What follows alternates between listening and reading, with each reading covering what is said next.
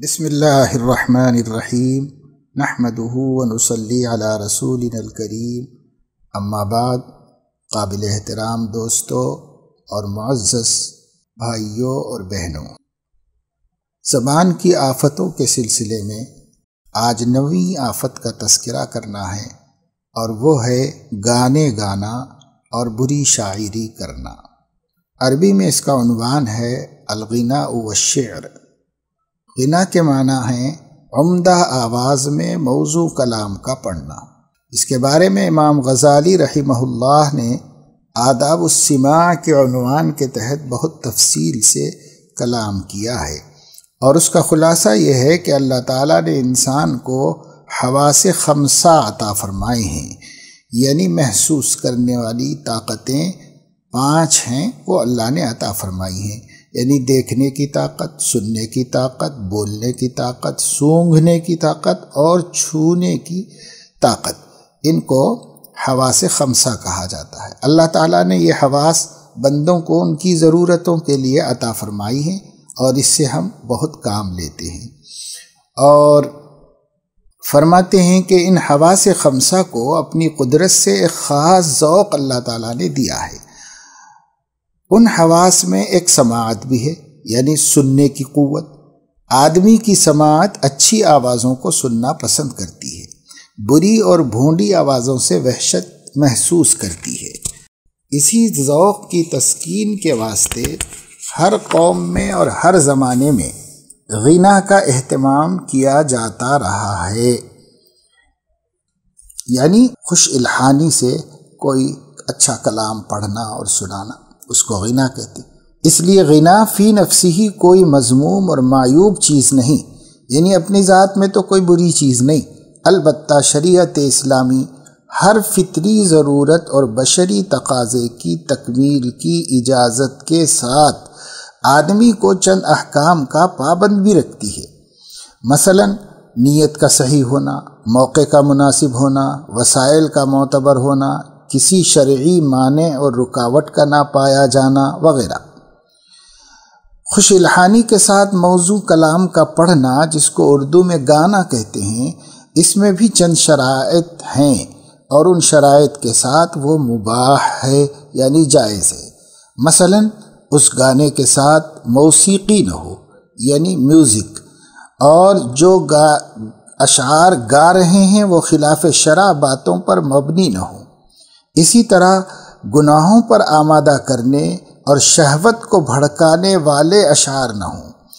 گانے والی مردوں کے حق میں عورت نہ ہو، اور اسی طرح اہل اللہ فرماتے ہیں کہ امرد یعنی حسین بچے جن کے ابھی داڑھی مونچھ وغیرہ نہیں نکلی، عمر کم ہے، ان سے بھی سننا مردوں کے حق میں عورتوں کے گانے سننے کی طرح مضر، بلکہ اس سے بھی زیادہ مضر ہو سکتے ہیں۔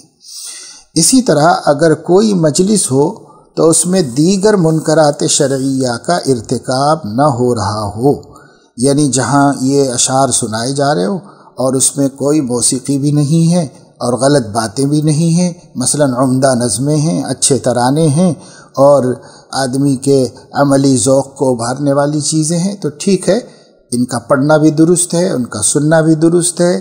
لیکن جس مجلس میں یہ پڑھا سنا جا رہا ہے وہاں کچھ دوسرے منکرات نہ ہوں، اور وہاں دوسرے گناہ کے کام نہ ہوں، اس کا بھی ارتکاب نہ ہو رہا ہو، تو ان شرائط کے ساتھ اشعار کا گانا اور سننا جائز ہو سکتا ہے۔ شرعی پابندیوں کی رعایت کے بغیر نظمیں، نعتیں، قوالیاں اور ترانے اور جو بھی پڑھے جاتے ہیں، یہ ائمہ اربعہ کے نزدیک بھی اور جمہور محقق علماء کے نزدیک بھی ناجائز اور معصیت میں داخل ہے۔ آج کل کے گانے تو ان شرائط کی روشنی میں سب گناہ ہی ہیں۔ حضرت عبداللہ ابن مسعود رضی اللہ تعالیٰ عنہ نے قرآن کریم کی آیت وَمِنَ النَّاسِ مَن يَشْتَرِي لَهْوَ الْحَدِيثِ، بعض لوگ فضول باتیں خریدتے ہیں، تو اس میں لہو الحدیث سے غنا یعنی گانے گانا ہی مراد لیا ہے، اور یہی رائے حضرت حسن بصری اور امام نخعی رحمہم اللہ کی بھی ہے۔ حضرت ابن مسعود یہ بھی فرماتے تھے کہ گانے دل میں نفاق پیدا کرتے ہیں۔ حضرت عبداللہ ابن عمر کا معمول تھا کہ کہیں سے گانوں کی آواز آتی تو کانوں میں انگلیاں رکھ لیتے تھے تاکہ سنائی نہ دے۔ حضرت فضیل بن عیاض فرماتے تھے غنا زنا کی سیڑھی ہے، یعنی غیر شرعی گانوں کا انجام بالآخر بدکاری کے جذبات کو پیدا کر کے بدکاری تک پہنچا دیتا ہے۔ جہاں تک عام شعر شاعری کا معاملہ ہے تو اس کا حکم یہ ہے کہ اچھی شاعری اچھی ہے اور بری شاعری بری ہے، البتہ اس میں اس قدر مشغول ہونا کہ جو اپنے ذمے حقوق ہیں اور فرائض ہیں ان سے غفلت پیدا ہو جائے تو پھر ایسی مشغولیت ناجائز ہے۔ احادیث سے شاعری کی مذمت بھی معلوم ہوتی ہے اور تعریف بھی معلوم ہوتی ہے، یعنی مذموم اشعار مذموم ہیں اور اچھے اشعار اچھے ہیں اور پسندیدہ ہیں۔ شاعری کی صفت غیر نبی کے لیے اچھی صفت اور حکمت کی بات ہے، جبکہ نبی کریم صلی اللہ علیہ وسلم نے اچھے اشعار کے بارے میں فرمایا بعض شعر حکمت و علم کا پتہ دیتے ہیں۔ اسی طریقے سے بخاری میں ہے کہ برے اشعار کے بارے میں آپ نے فرمایا کسی کے پیٹ کا پیپ اور قے سے بھر جانا اس سے بہتر ہے کہ اشعار سے بھرے جائیں۔ بہرحال آج کل دین پسند لوگوں بلکہ نوجوان علماء میں بھی ایسی چیزوں کا بہت شوق آ گیا ہے اور وہ سوشل میڈیا وغیرہ کے ذریعے سے ان چیزوں میں اپنا وقت ضائع کرتے ہیں اور بسا اوقات معصیت کے حدود میں داخل ہو جاتے ہیں۔